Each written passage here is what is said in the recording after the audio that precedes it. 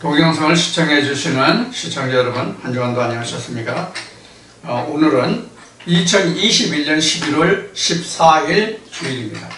오늘 여러분들과 함께 만나서 하나님 말씀으로 나눌 수 있는 귀하고 복된 시간을 맞이하게 돼서 대단히 기쁩니다. 오늘 여러분들에게 하나님의 은혜와 평강과 평안이 여러분들이 모든 심정 위에 가정 위에 함께하기를 기원하면서 오늘 말씀을 시작하겠습니다. 그동안 듬성듬성 몇 차례 예고해 드린 바와 같이 오늘부터는 요한복음을 우리가 요한복음으로 말씀을 나누는 시간을 갖도록 하겠습니다. 그 중간중간에 필요한 것이 있으면 말씀을 첨가해서 요한복음을 계속 진행하도록 하겠습니다. 요한복음을 진행하는 요령은 가능하면 좀 광범위하게 좀 폭을 넓힐 부분은 좀 폭을 넓혀서 그렇지 않은 부분은 간단하게 그렇게 진행해 나가도록 하겠습니다. 그리고 진행하는 방법은 그렇게 하는데 내용은 한 절씩 읽어가면서 진행을 하도록 하겠습니다. 그러다 보면 시간이 많이 걸리겠죠. 요한복음이 좀 시간이 많이 걸릴 텐데 우리가 복음서 중에서 가장 중요하다고 생각하는 복음서가 바로 요한복음입니다. 물론 요한복음이라고 여기 지금 제목에 붙어 있지만 또 성경에서는 그 사복음서라고 이야기해서 마태, 마가, 루가, 요한복음 이렇게 사복음서가 있는데 이 복음서를 사복음서라고 말하죠. 그 중에서 요한복음을 제외한 나머지 마태, 마가, 누가복음, 우리가 공관복음 이렇게 또 칭하고 있죠. 그러나 우리가 엄격하게 말한다면 성경 전체가 복음서입니다. 성경 전체가 복음서입니다. 왜 성경 전체가 복음서인고 하니 시편 133편 3절에 기록한 말씀과 같이 영생에 관한 말씀이 있고 성경이요 하나님이기 때문에 성경 자체가 복음서다 이렇게 말할 수 있는 것이죠. 다만 우리가 신학적으로 복음서를 따로 정해놓고 우리가 이것을 복음서라고 말하고 있기 때문에 우리가 복음서 하면은 우리가 지금 말한 사복음서만 우리가 복음서인 줄로 알고 있지만 사실은 성경 전체가 다 복음서이다 그런 얘기입니다. 그리고 이 복음이라는 것은 방금 시편 133편을 이중에 말씀드렸듯이 우리가 신학적으로는 세상적으로는 일반인이 생각하기에는 복음하면 쉬운 얘기로 우리가 인생을 살면서 사는 동안에 잘 먹고 잘 살고 평안하고 가정도 평탄하고 자손들도 번창하고 이런 것을 우리가 복음이다 또 믿음이다 하나님을 믿는 증거가 이것이다 이렇게들 말하고 있습니다만은 성경은 복음서인데 그 복음은 우리 영혼의 영생에 관한 것이다 이렇게 딱 정의할 수 있습니다. 그 이상 그 이하도 아닙니다. 여러분은 성경에 대한 개념을 이와 같이 좀 분명히 해줄 수 있는 분명히 정의할 수 있는 그런 마음가짐을 가졌으면 좋겠다는 생각을 이 아침 해봅니다. 오늘은 요한복음 시작으로서 요한복음 1장 1절만을 오늘 여러분들과 함께 시간이 되는 대로 나누기로 하겠습니다. 요한복음 1장 1절을 먼저 보겠습니다. 태초에 말씀이 계시니라. 이 말씀이 하나님과 함께 계셨으니 이 말씀은 곧 하나님이시니라. 아멘. 요한복음 1장 1절만 봉독했습니다. 제가 일반 신학을 바탕으로 한 교회에 다니면서 성경에 대해서 상당한 문외한 또 궁금한 점, 내 나름대로 생각했던 것과 교회에서 증거되는 그런 말씀들과 상당한 거리감이 또 알고자 하는 그런 것이 있었는데 교회 다니면서 그런 것이 잘 풀리지 않았어요. 그러다가 교회에서 그 분란이 일어나서 교회에서 그 두파로 목사가 담임 목사가 두파로 사람들을 나누어서 일부는 내어줬고 일부는 교회에 나오게 하고 못 나오게 교회에 못 나오게 그 청년들을 세워서 그 출입구를 막는 그런 일까지 있었거든요. 그래서 과연 하나님이 계시면 이러한 일이 있을 수 있겠느냐, 과연 하나님이 계신지 그 여부를 알려 하여 제가 3년이 넘는 세월 동안을 하나님께 부르짖고 기도하면서 오늘 이 자리에 이르게 됐습니다. 그래서 제가 지금 여러분들과 함께 나누고 있는 말씀은 신학에 전혀 의존되지 않는 그런 말씀을 여러분들이 이미 다 알고 계실 것입니다. 그래서 지금 여러분들과 나누는 이 말씀이 제가 지금 많이 신학과 어떠한 차이가 있는지 신학에 대한 그 비평과 비판을 많이 하죠. 근데 지금은 이렇게 좀 어느 정도 자유스럽게 그 비평과 비판을 하는데 초창기에는 이것을 굉장히 힘들었어요. 그 신학이 어떠하다는 것을 이야기하기가 굉장히 힘들었어요. 왜냐하면 사람들이 그런 이야기를 들음으로써 그렇게 신학을 비판하고 비평함으로써 교회에 새로 나오는 사람들로 하여금 거부 반응을 주게 해서 거부반응을 일으켜서 그 사람들로 하여금 신앙생활에 도움을 주지 못한다. 그래가지고 많이 이 신학에 대한 비평을 하기가 굉장히 힘들었죠. 그런데 아닌 건 아니잖아요. 그래서 제가 이 말씀을 여러분들에게 전하면서 드린 말씀이 뭐냐면, 우리는 신학을 할 때 요한복음을 이제 하고 있으니까 요한복음을 예를 들면 요한복음은 누가 썼고 그 연대가 어느 때쯤이고 이 말씀의 수신자는 누구고 뭐 이러한 것들을 해요. 신학에 기본적으로 그런 것이 이제 들어있거든요. 그런 이제 그런 것을 우리가 신학적으로만 보면은 하등 이게 우리에게 진짜 도움이 되는 그런 가르침이 아니에요. 그런 배움이 아니에요. 그럼 성경은 그럼 어떻게 우리가 봐야 되냐? 누가 썼든지 관계없어요. 누가 썼든지 관계없어요. 누가 썼든지 관계없고 수신인이 뭐 이스라엘 백성이다, 뭐 이방인이다, 로마이다, 뭐 이렇게 요한계시록 아시아 7교회에 관한 것이다. 그 구약 모세의 글은 그때 당시에 이스라엘 백성이니까 그 민족들에게 했다.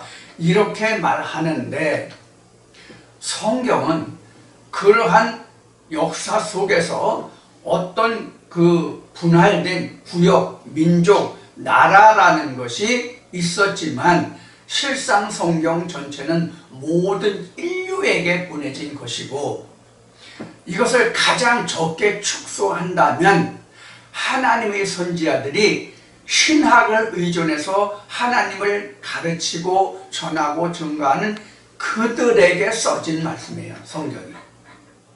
그러니까 성경은 이방인을 향해서 써진 것이 아니라 모든 자에게, 모든 인생에게 주어지는 복음서이지만, 하나님의 말씀이지만, 이것을 가장 적게, 좁게 해석한다면 거짓 이스라엘 백성들과 그 선지자들에게 하나님의 선지자가 보내는 글이 곧 성경 복음서예요.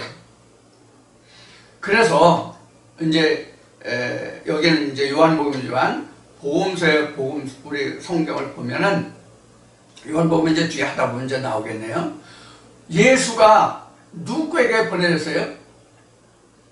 이스라엘 유다 족속에게 내가 번영을 받았다고 그러거든요. 이방인에게 번영을 받았다고 하지 않거든요. 그러면서 하는 말이 구원이 유다 족속, 유대에게서 난다는 말씀을 하시죠.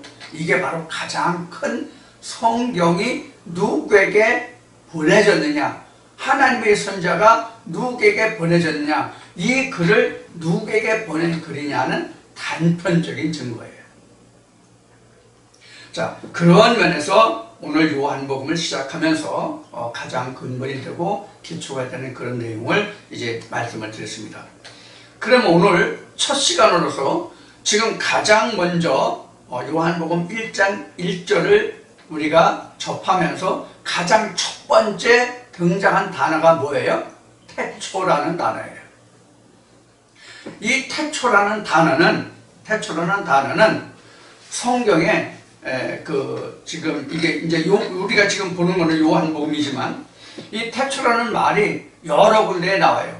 성경 전체를 보면 14번인가 13번인가 14번인가 태초라는 말이 나와요. 그런데 이 태초라는 말이 과연 어떤 뜻이냐 하는 것을 우리가 이 시간 살펴봄으로써 태초에 대한 정의를 다시 한번 우리가 가져보는 그러한 시간을 갖기로 하겠습니다. 자, 태초라고 하는 것은 제가 말씀을 증거할 때 잠언 8장에서 여러분들에게 태초라는 말씀을 드렸을 것입니다. 그래서 잠언 8장 말씀을 동영상을 들으신 분은 태초라는 것을 이미 감을 잡고 계실 거예요. 그러면 태초라는 이 단어를 볼 것 같으면 가장 중요한 뜻이 단어랍니다. 단어는 이제 이미 태초라는 단어가 나왔으니까 이 태초라는 말을 보면은 성경에 우리가 66권이 있잖아요. 66권이 있는데 그 각 권이 66권의 각 권 66권 중에서 태초라는 단어로 시작하는 성경은 창세기와 요한복음뿐이 없어요. 성경에서 태초라는 단어로 시작하는 성경은 창세기와 요한복음뿐이 없다 그런 얘기예요. 창세기 1장 1절을 보면 이건 너무나도 유명하니까 여러분들 다 아시겠죠. 태초에 하나님이 천지를 창조하셨다. 그 뜻이죠. 그 태초가 나와요.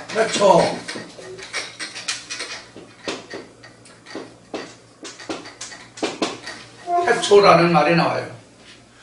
이 태초라는 의미는 잠언 8장 22절에 보면 나와요. 모든 세상의 조화의 시작, 이것이 태초다라는 말이 나와요. 그래서 이 태초라는 단어가 지금 요한복음 1장 1절에서는 태초라는 단어가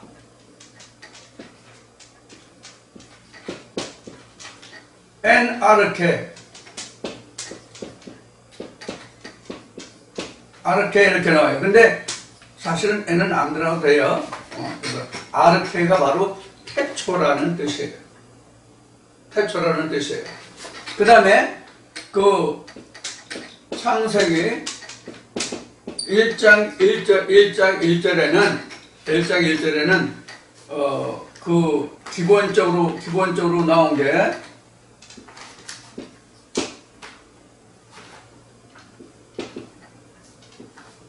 이렇게 레시트로 나와요. 레시트. 이렇게 플러스 배가 있어서 베레시트 이렇게 나오죠. 그래서 레시트는 그 기본형이고 베레시트는 이거 이제 줄임형이고 이 베레시트 하면 이제 기본형이에요. 그래서 이렇게 나오는데 이 뜻이 잠언 8장 22절에 설명한 것이 뭐냐? 조화의 시작 이렇게 되어 있죠.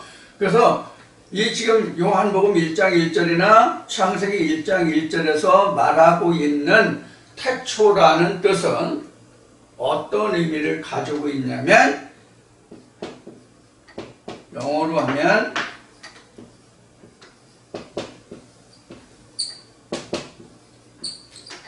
in the beginning 이렇게 되어 있어요. beginning.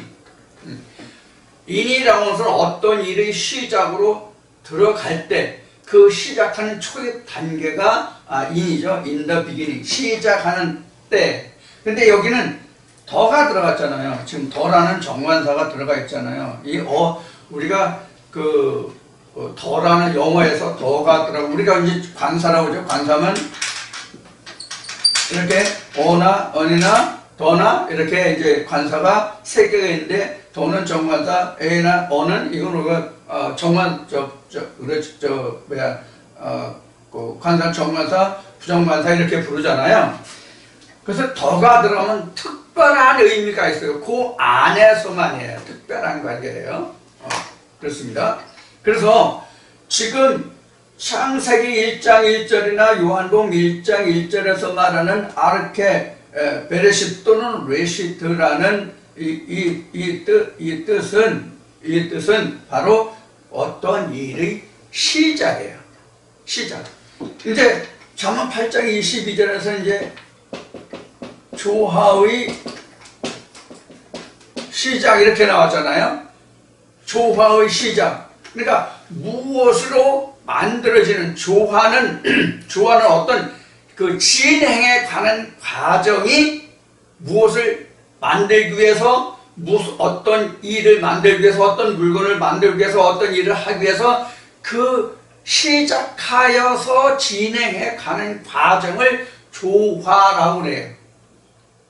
그러니까 지어져 가는 과정이 조화예요. 그래서 조화라는 것을 영어로 표현하면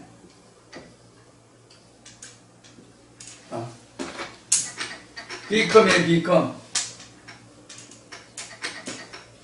뭐뭐로 되다 이런 뜻이 되거든요. 어떤 어린아이가 자라서 닥터가 됐다. A child grow up, become a doctor. 그러면 그 아이가 자라서 나중에는 의사가 됐다. 그 의사가 되기 위해서 진행되어 그 시작하는 과정, 그때부터가 뭐냐면 레시트 또는 아르케, 그렇게 되는 거죠. 그래서 이것은 시작의 뜻이에요. 시작의 뜻. 시작의 뜻이에요. 어떤 목표를 두고 그 일을 처음 착수하는 그 시점부터가 태초예요. 그러니까 내가 천국을 가려고 한다면, 내가 하나님의 일을 하려고 한다면 내가 이미 있었고 나라는 존재가 이미 있었고 하나님도 이미 있었고, 하나님이 먼저 있었는지 내가 먼저 있었는지는 이제 나중에 이제 말씀해서 보고, 자, 하나님도 있었고 나도 있었고, 그래서 쌍방이 같이 있어서 하나님의 일을 하는 그 시작점이 바로 뭐냐면 레시트 또는 아르케, 그렇단 말이에요. 근데 이제 여러분들이 그 동영상을 보시면서 수많은 유튜브에 보면은 수많은 영상들이 올라와 있잖아요. 성경에 관해서 수많은 영상들이 올라와 있는데, 원어적으로 설명하고 지식적으로 굉장히 그 많은 뜻을 설명하는 그런 목사님들이 굉장히 많아요. 많은데 문제는 뭐가 문제냐면, 과연 이 뜻을 하나님의 뜻대로 이 뜻을 밝혀낼 수 있느냐, 들여다볼 수 있느냐 하는 거거든요. 그것이 문제예요. 그래서 이 베레시트만 해도 이 배하고 요점은 바이트가 되고 요 가운데로 하면 로시가 되고 그렇거든요. 그래서 이 베레시트를 풀어보면 이제 기본형으로는 이제 그 줄임형으로는 레시트라고 나와 있지만은 기본형으로 보면 베레시트거든요.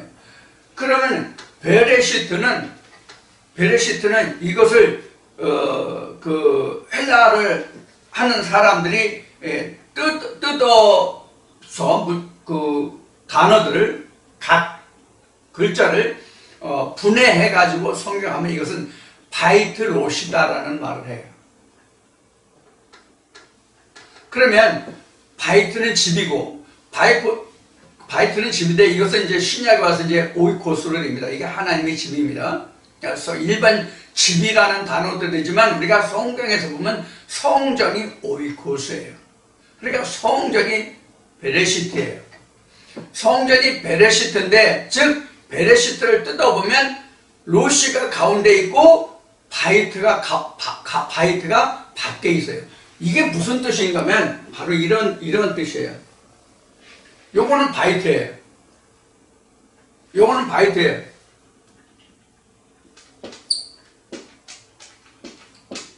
이건 바이트예요. 근데 이 안에 누가 있냐면 로시가 있는 거예요. 로시가. 이 뜻이 베레시트라는 그런 뜻이 되는 거예요. 이런 말의 뜻이 베레시트. 그러니까 이것은 뭘 말하냐? 베레시트라는 말은 성전이에요. 베레시트라는 말은 성전이에요. 그럼 여러분들 우리가 요한계시록 이미 공부했지만 무엇이 성전이에요? 무엇이 성전이에요? 성전이 어떻게 해서 지어진다고 그랬죠? 하나님의 법이 생김으로써 그 하나의 법을 보관하기 위한 도구가 뭐예요? 하나님의 집 성전이라는 뜻이에요. 그러니까 로시가 없으면 바이트가 필요 없는 거예요. 바이트가 먼저가 아니라 로시가 있음으로써 바이트가 필요한 거예요. 즉 하나님의 말씀이 있으므로 하나님의 말씀을 보관할 장소가 필요했던 거예요. 이게 출애굽기에서 하나님이 모세에게 돌판에 하나님의 법을 주시고 말씀을 주시고 그 다음에 그 돌판을 어떻게 무슨 재료로 어떻게 만들어서 거기에 이 돌판을 두라 이렇게 말씀하시죠. 여러분 출애굽기 말씀에 보면 그게 이제 조각목이고 그 조각목에 이제 금을 입혀서 거기서 뜰채를 해서 이렇게 이제 이동할 때도 가지고 다니도록 그렇게 이제 만들었던 것이죠. 그 자체가 뭐냐면 성전이에요. 성전이에요. 그 자체가 성전이에요. 사실은 법계 자체가 성전이란 말이에요. 법계 자체가 성전이라고. 법계 자체가 바로 뭐냐면 로시예요. 로시라고. 이 로시가 그럼 뭐냐? 출애굽기에서 모세에게 출애굽기에서 3장 4장 가면서 그 하나님이 모세가 당신은 누구십니까? 내가 이스라엘 백성 내 형제들한테 가서 누가 보냈다고 하면 저들이 믿겠나? 이렇게 물을 때에 나는 스스로 있는 자 이렇게 얘기하죠. 그것이 바로 그동안 수없이 얘기했던 뭐예요? I am that I am이었죠. 그 I am that I am이 로시예요. 로시라는 뜻은 무슨 말이냐면 우두머리라는 뜻이에요. 우두머리. 요 로시라는 말이 우두머리. 대장에 맨 꼭대기 있는 대장에. 그럼 하나님이 이 성전에 속한 자예요? I am that I am이 이 성전에 속한 자예요? 성전에 속한 자가 아니에요. 그럼 로시의 I am that I am이라는 뜻은 어떤 의미를 가지고 있느냐면 이 세상 창조에 속하지 않은 자라는 뜻이 바로 뭐냐면 로시 I am that I am이에요. 이것이 계시록에 가서 얘기하면 이게 아버지 보좌예요. 이게 로시예요. 지금 왜 이렇게 자세하게 설명을 드리는가 하면 많은 목사들이나 교회 다니는 분들이 원어를 공부하기 위해서 원어를 설명하는 그런 동영상을 많이들 보고 있는 것으로 알고 있어요. 이미 오래전부터. 또 저와 함께 했던 어떤 목사도 그렇게 하고 있고요. 저하고 같이 말씀을 나누었던 목사도 그런 사람이 있고요. 그래서 이렇게 자세히 말씀드리는 거예요. 창세기 1장 1절로 보면은, 창세기 1절로 보면은, 하나님이, 태초에 하나님이 천지를 창조하셨다가, 보면은, 엘로힘이 나오고, 샤마임이 나오고, 그 다음에, 에레치가 나오거든요. 베레시트 바라 엘로힘, 에트, 샤마임, 에트, 에레치, 이렇게 나온단 말이에요. 헬라어가. 그러면, 이 엘로힘이 샤마임과 에레치를 지었다. 이게 이제 천지거든요. 이게 사실은 하늘이잖아요. 하늘이고 이게 땅이란 말이에요. 에레치가. 그럼 샤마임은 우리가 이제 궁창이라고 그러죠. 하나님이 궁창을 창조, 하늘의 궁창을 창조했다 이렇게 나왔죠. 그래서 이제 이렇게 이 용어를 나눠서 설명하는 목사들이 지금 얘기한 그런 그 목사나 다른 분을 보면 엘로힘이 이렇게 했다고 얘기하거든요. 그게 아니라 앞에 나와 있는 레시트, 앞에 이제 대자를 넣기도 하고 안 넣기도 하고, 베레시트, 바라, 엘로힘, 샤메. 바라가 여기 나오거든요. 여기. 자, 그래서 전에도 말씀을 드렸듯이 창세기 1장 1절이 이게 엘이 신 하나님이거든요. 엘로힘 하면 이게 복수야. 하나님의 신들이거든요. 신들. 복수란 말이에요. 이게 복수. 엘로힘 하면 이게 복수라고요. 엘 하면 단수지만 엘로힘 하면 복수라고요. 신들이라고요. 신들과 하늘과 땅을 창조했다. 이렇게 돼. 이게 바로 뭐냐면 이렇게 나눠진 출애굽 때에 하나님이 이렇게 그냥 뜰과 성소와 지성소로 나눠준 것이죠. 여기 어디 나와? 이게 맨 먼저 여기 나온단 말이에요. 이게 여기에. 그래서 이것을 첫째 날, 둘째 날, 셋째 날 이렇게 됐단 말이에요. 엘로힘이 이게 빛이잖아요. 이게 빛이잖아요. 요 샤마임, 여기는 땅, 요 어둠 이렇게 나온단 말이에요. 이게 창세기 1장 2절에 땅이 어떤 상태라는 걸 설명하는데 요거에 대한 설명은 없거든요. 요거에 대한 설명이 둘째 날과 셋째 날에서 설명이 돼요. 첫째 날 빛에 대해서, 둘째 날 하늘에 대해서, 셋째 날 땅에 대해서 이렇게 설명한다고요. 그래서 요게 맨 먼저 우리가 성경을 보면서 하나님이 어떠한 모습으로 성전을 지었다. 하나님이 어떠한 모습으로 성전을 지었다 하는 말은 하나님이 사람을 어떠한 형태로 뜯어보고 계시다라는 뜻과 같아요. 여기에서부터 하나님을 알아가는 단초가 꿰어져요. 어떤 의미인가 하면 우리는 지금 엘로힘이 없다고요. 우리는 샤마임도 없어요. 따지고 보면요. 우리는 에레치의 땅뿐이 없어요. 우리 본래 땅뿐이 없어요.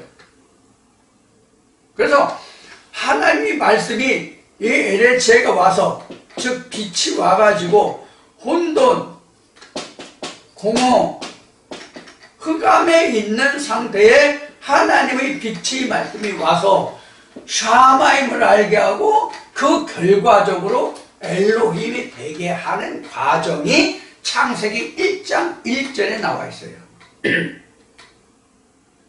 근데 이것을 우리에게 그림자로 보여주신 가장 먼저 나온 것이 뭐냐면 하나님이 모세에게 돌판을 주시고, 돌판은 그 하나님의 말씀이 새겨져 있는 것이죠. 하나님의 말씀이 새겨져 있는 돌판을 주시고 그 돌판을 보관하게 하는 장막, 성막을 통해서, 그것이 나중에 성전이 되죠. 자, 그래서 이 그림을 보여주신 것이 바로 여기에서부터 시작됩니다. 이것을 완성해 가는 거예요. 그래서 이러한 일을 시작하는 그 첫 단초가 언제냐? 레시트, 태초라 그런 뜻이에요. 그런 말이에요. 여러분 제가 한 말을 여러분들 잘 이해가 안 되면 다시 한번 되짚어 들으세요. 처음에 한번 부담 없이 쭉 들으시고 여러분들이 지금까지 들으시고 지금까지 기억하시고 여러분들이 알고 계신 그 내용만으로 일단 쭉 들으시고 다시 한번 리뷰해서 복습해서 다시 한번 들어보셔서 다시 정리하시길 바랍니다. 지금 태초라는 그 말을 태초라는 뜻을 굉장히 자세하게 설명해 드리고 있으니까 잘 들어주시길 바랍니다. 자, 이렇게 해서 우리가 태초라는 말이 어떤 뜻이다라는 것을 여러분들에게 지금 설명드리고 있어요. 그러니까 우리는 태초라는 말을 신학적으로 얘기하면 천지 만물이 태동하는 그때를 우리는 태초라고 말하지만 성경이 말하는 태초는 하나님의 일에 시작하는 그 시간이에요. 하나님의 일을 하나님과 내가 함께 어디에? 내 마음 속에 시작하는 그 때가 레시트 또는 태초, 아르케 그런 뜻이라는 얘기예요. 그러니까 나는 이 세상에 있을지라도 앞에 말씀드렸듯이 하나님도 계시고 나도 있고 누구 나를 막론하고 하나님과 각자 나라는 존재가 먼저 있을 때에 하나님과 내가 함께 하나님의 일을 시작하는 그때가 즉 하나님의 일을 내 안에서 시작하는 그때 태초 조화의 시작 하나님의 일의 조화의 시작 그때가 바로 뭐냐면 레시트 또는 아르케다 그런 얘기예요. 그래서 여러분들 70인역이라는 거 아시죠? 70인역. 70인역이라고 하는 것은 물론 이제 그 종교 지도자들이 이제 옛날에 모여가지고 그 어떤 성경, 그 수많은 성경 중에서 어떤 성경을 우리가 정경으로 우리가 채택할 것이냐, 어떤 것은 외경으로 하고 어떤 것은 빼고 어떤 것은 넣고 할 것이냐 하는 그런 일련의 회의를 통해서 신학자들의 회의를 통해서 또 정경과 외경을 정했거든요. 그때 당시에 구약은 헬라어로, 신약은 구약은 히브리어로, 신약은 헬라어로 했는데 이 히브리어로 된 성경을 헬라어로 번역해 놓은 성경을 우리가 70인역 이렇게 얘기하죠. 70인역에도 보면은 이 레시트라는 말을 뭐라고 어떻게 헬라어로 번역해 놨냐면 이것은 아르케라고 설명하고 있어요. 아르케. 이것이 아르케라고 설명되어 있다고요. 아르케라고 번역되어 있다고요. 베레시트를 아르케라고 번역하고 있다고요. 잠언 어디 가서? 잠언 8장도 이것이 레시트예요. 잠언 8장도 레시트라고 되어 있는데 이 레시트가 바로 뭐냐면 아르케라고 지금 설명하고 있어요. 그래서 우리가 성경을 찾아보면 이 태초라는 말이 창세기 1장 1절에 지금 말씀드린 대로 우리가 잘 아는 바대로 창세기 1장 1절에 기록되어 있고요. 그 다음에 열왕기하 19장 25절에도 태초라는 말이 있는데 여기는 라호크라는 그 히브리어를 차용하고 있습니다. 레시트가 아니라 라호크라는 단어를 채택하고 있는데 이 라호크라는 그 말의 뜻은 무슨 뜻이냐면 태초라는 말 뜻에 신학이 말하고 있는 것이 아주 옛날에 우리가 영어에서 옛날 옛적 뭐 호랑이 담배 피던 시절에 우리가 옛날 얘기를 한다면 이제 그런 식으로 하죠. 그래서 영어에서 옛날 옛적에는 long time ago 이렇게 얘기하죠. 그래서 long time ago라는 뜻이 바로 라호크예요. 그러니까 너희가 태초부터라는 것은 너희가 이미 지난 많은 세월 전부터 이런 말을 들어오지 못하였느냐 아니하였느냐 라고 할 때 쓰는 태초가 바로 라호크예요. 그러면은 지금 태초라는 말이 베레시트 봤고요, 레시트 봤고요, 지금 라호크라는 말 봤죠? 써드리겠습니다.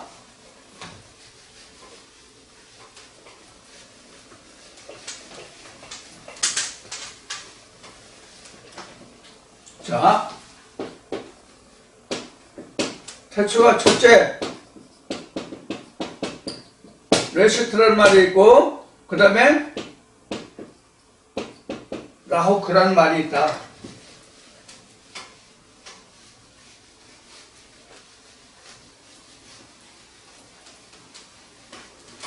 근데 레시트는 지금 설명드린 바와 같이 일의 시작, 또 조화의 시작. 요거는 우리말로 하면 오래전, 이걸 영어로 하면 long ago, 오래전에, 이미 지난 중에, 여기다 이제 우리가 일반 용어로 한다면 이렇게 할 수 있죠. long time ago, 아주 옛날에 지나가시게. 이런 라호크라는 단어의 뜻이 있고요. 그 다음에는 어떤 뜻이 있냐면, 미가 5장 2절에 보면, 케뎀이라는 단어가 있어요. 케뎀이라는 단어가 있는데, 이 케뎀은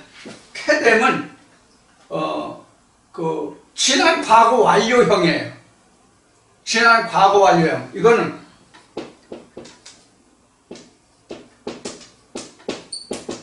과거 완료. 이미 완료된. 그러니까 이건 이제 수동태죠. 그래서 이거는 have been 이런 뜻을 가지고 있어요. have been. have been.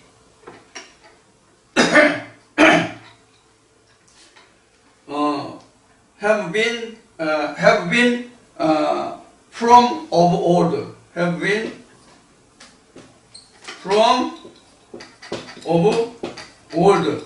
그러니까 옛날서부터 되었던 것. 그러죠. have been이니까요. 이거 완료형이니까요.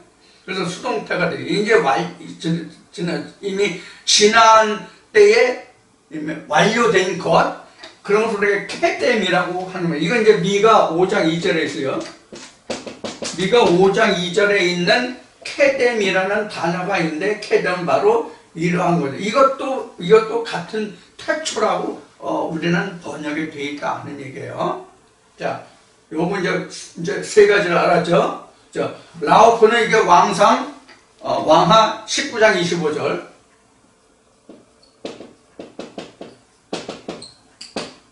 19장 25절. 여기는 이제 라호크.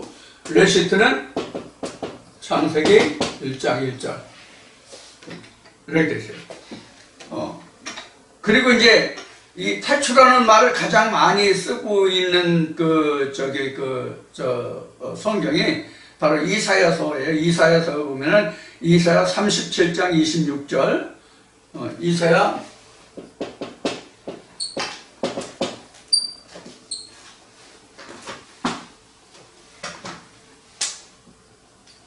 37장 26절, 이사야 40장 22절,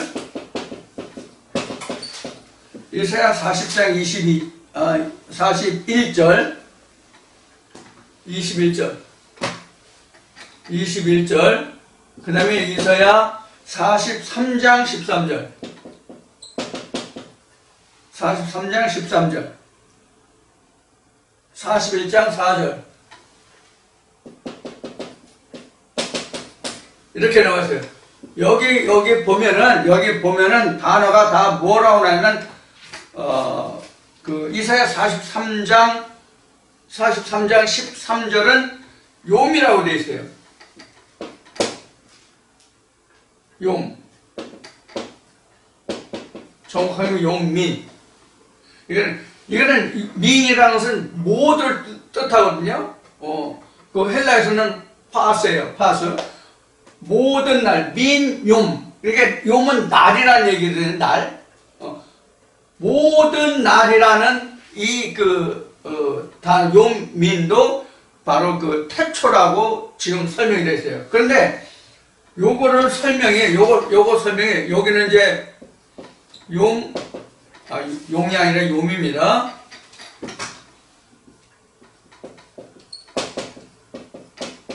욤민, 민, 욤 이렇게 되어 있는데 히브리어는 뒤에서부터 읽으니까 민, 욤인데 모든 날 이것도 이제 태초로 여기 속해 있는데 여기 욤민도 태초라는 단어 속에 들어 있는데 이 욤민이라는 뜻은 뭐냐면 전날이에요. 전날이라는 뜻이에요. 전날. 그러니까 before the day. before day.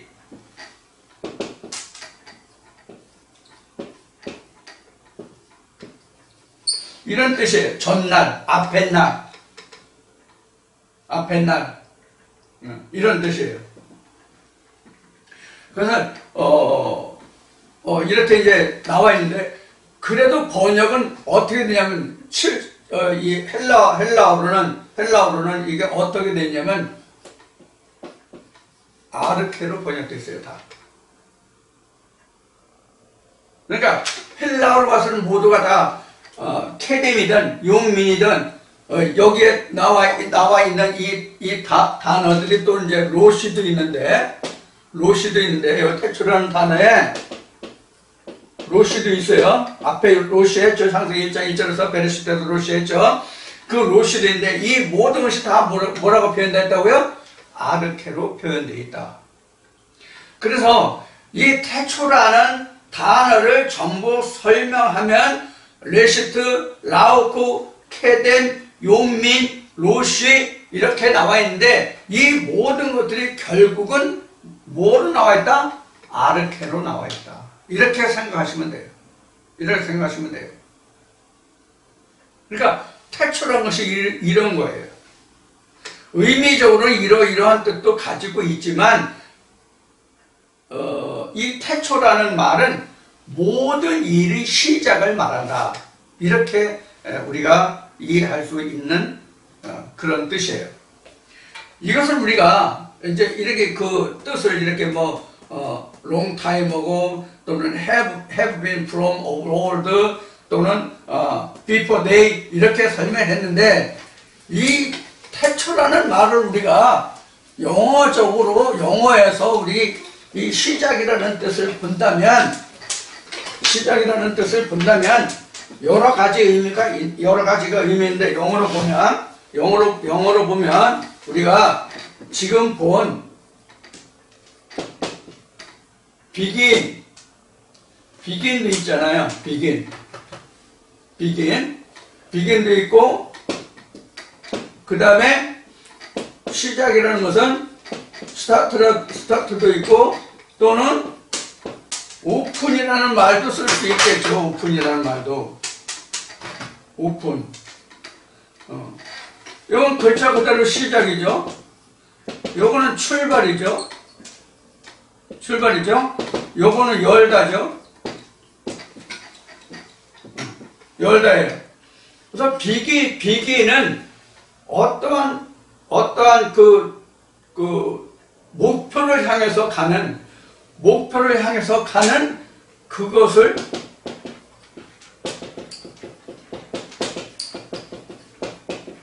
목표 지향적이라고 할 수 있는 것이 비긴이에요. 물론 그 비긴에서 꼭 목표 지향적이라고 말할 수는 없겠죠. 모든 일의 시작을 다 비긴이라고 할 수 있으니까. 그러니까 비긴이라는 것은 이미 시작했다는 뜻이 포함되어 있다고 볼 수가 있어요. 비긴이라는 것은. 그 다음에 이 스타트라고 하는 것은 출발인데 사실은 출발점이죠. 또는 시작하다 뭐 이런 뜻이 될 수 있죠. 시작하다. 근데 이것도 시작이잖아요. 비긴드요. 어떤 일의 시작, 요 스타트도 시작, 출발이에요. 그래서 우리가 경주할 때 그 출발점은 우리가 스타트 라인이라고 하죠. 우리가 경기할 때 스타트 라인이라고 하죠. 그래서 이거 스타트, 그래서 출발, 시작한 시작점 이렇게 얘기할 수 있어요. 오픈도 우리가 이건 이제 특히 방송 같은 데서 이제 본다면 그 어떤 그 방송 프로그램이 있을 때 사회자가 나와서 그 프로그램에 대한 설명을 하면서 이제 시작하겠다는 그런 내용을 그 멘트하죠. 그래서 그런 때 쓰는 말이 오프닝 멘트 이렇게 얘기하죠. 시작의 말.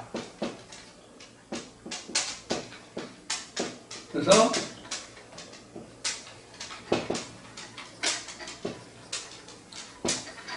오프닝 멘트 이렇게도 얘기하죠.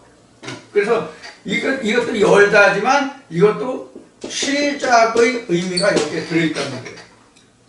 근데 이게 오픈이라고 하는 것은 이 비긴과 스타트에 비해서 좀 다른 의미가 있다면은 오픈이라고 할 때는 이 앞에 오픈의 앞에 무슨 상태를 말해요? 클로스되어 있다, 닫혀 있다라는 말이 전제되어 있어요. 오픈이라는 말은 열다는 말은 예를 들어서 오픈 더 북 하면 책이 닫혀 있는 상태란 말이에요. 닫혀 있는 상태에서 책을 열라는 뜻이거든요. 오픈 더 북 하면. 그러면 이 오픈이라는 그 말 앞에는 오픈이라는 시작의 앞에 그 상태를 보면 닫혀 있다. 이렇게 그런 뜻이 앞에 내포되어 있다는 것을 우리가 전제해야 오픈이라는 뜻을 제대로 아는 거예요. 그래서 우리가 그 성경에서 보면은 오픈 바이블이라는 성경책이 있죠. 열린 성경이라고 그래요. 열린 성경이라고 해서요. 그렇다 그 성경이 열려있는 건 아니죠. 책을 덮었어도 그 책 이름은 오픈 성경. 책을 펴놨어도 오픈 성경이에요. 그럼 진짜 책을 열고 닫고가 오픈 클로스가 아니잖아요. 그렇죠? 오픈 클로스가 아니잖아요. 여기서 그럼 오픈이라는 뜻은 성경으로 보면은 깨닫다의 뜻이 여기에 포함되어 있단 말이에요. 오픈이라는 얘기는. 오픈 바이블이라면 깨달아진 성경. 깨달아진 성경. 그러니까 have been understand죠. 이미 이해가 된, 깨달아진 그런 성경. 이것이 바로 오픈이죠. 이런 이제 세 가지 뜻으로 우리가 태초라는 말을 영어로 우리가 설명해 볼 수가 있는데 성경은 다른 이런 용어는 채택하지 않고 begin으로 설명되어 있다. 이것을 이 시간 여러분에게 말씀을 드립니다. 그래서 우리가 태초다, begin이다 하는 얘기는 성경이 지금 오픈이라는 얘기가 나왔는데 이 비긴을 했다는 뜻은 성경에서 비긴을 했다는 뜻은 이미 여기에는 오픈이 됐다 그런 뜻이요. 성경에서 말하는 태초라는 것은 오픈이 됐다는 뜻이라고 이미 열렸다는 뜻이에요. 성경이 깨달아졌다는 뜻이에요. 그러니까 하나님과 함께 일을 시작해서 태초에 천지가 창조가 되는 것이죠. 그죠? 태초가 천지가 창조되는데 그 모습이 어떠한 형태로 창조가 되느냐의 설명이 창세기 1장 2절부터 나오는 설명이란 말이에요.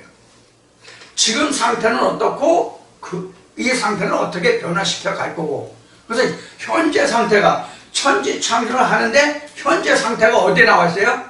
1장 2절에 땅에 관해서 설명이 나왔어요. 그러니까 땅을 어떻게 만들어 갈 것이냐 하는 것이 성경에서는 비기닝이에요.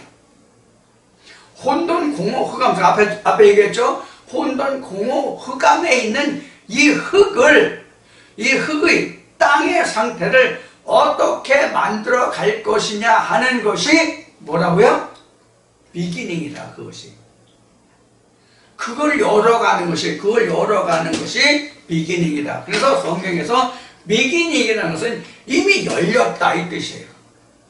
열려야만 LH가 혼돈, 공허, 흑암에 있다는 것을 알게 되고, 혼돈, 공허, 흑암에 있는 것을 알게 되니까 그것을 첫날에 둘째 날에 그 위의 물, 궁창, 셋째 날에 위의 물, 궁창, 땅, 바다 이렇게 만들어가는 과정이 생겨난단 말이에요. 이러한 조화의 그 모든 시작을 레시트 또는 in the beginning 이렇게 성경은 설명하고 있다 그런 뜻입니다. 그러니까 지금 이 태초에 관해서만 말씀드린 게 지금 1시간 가까이 되는데 한 50분 가까이 됐어요. 태초라는 뜻이 이렇게 많은 뜻을 가지고 있다고요. 그래서 태초라는 단어로 채택된 히브리어가 베레시트 또는 레시트, 케덴 또는 라호크였죠. 이런 말, 그 다음에 민용 이런 단어들이 있는데 그것은 다 헬라어로 다시 넘어와서는 아르케로 하고 있다. 그 아르케라는 뜻은 바로 뭐냐면 비기닝이다. 그 비기닝은 뭐다? 바로 성경이 이미 오픈됐다. 열려가고 있다. 즉 이루어지고 있다. 하나님의 조화의 시작이 이미 됐다. 전도서 8장 21절, 잠언 8장 22절 같이요. 자, 그러한 뜻을 가지고 있는 것이 태초다. 그런 뜻입니다. 그러니까 신학이 말하는 우리가 현재 살고 있는 이 우주계 태양계를 말하는 그 우주계 태양계가 지어지는 그 시작의 태초가 아니라 하나님과 내가 하나님 안에서 하나님의 형상으로 지어져 가기 시작하는 그 순간이 바로 뭐다? 태초다. 이 태초라는 말은 그래서 성경이 열렸다는 뜻이 이미 됐다, 이미 오픈이 됐다는 뜻이다. 그렇게 지금 말씀을 드렸어요. 자, 이 시간 여기까지 말씀을 드리고 잠시 쉬었다가 다시 다음 말씀을 진행하겠습니다. 잠시 후에 뵙겠습니다.